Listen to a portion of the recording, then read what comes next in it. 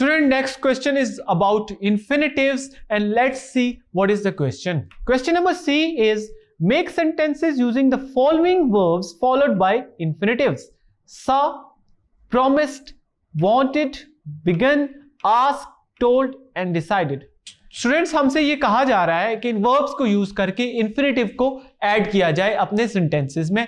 Let's see कि हम इनको कौन कौन से सेंटेंसेस में एज अ इंफिनिटिव यूज कर सकते हैं.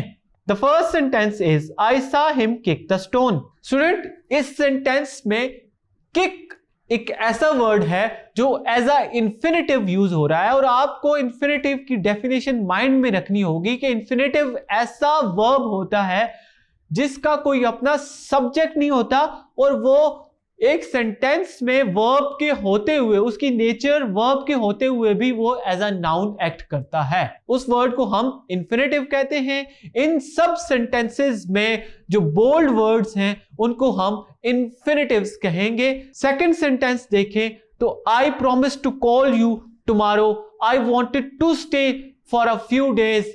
Fourth one is I began to learn languages when I was 10. She asked me to leave. He told me to write in order. They decided to watch a movie. इन सब sentences में कुछ infinitives, to infinitives हैं और कुछ bare infinitives हैं, यानी कि उनके साथ टू नहीं है लेकिन वो एज अ नाउन सेंटेंस में एक्ट कर रहे हैं. आई होप आपको infinitives की समझ आई होगी. Let's move to the next topic.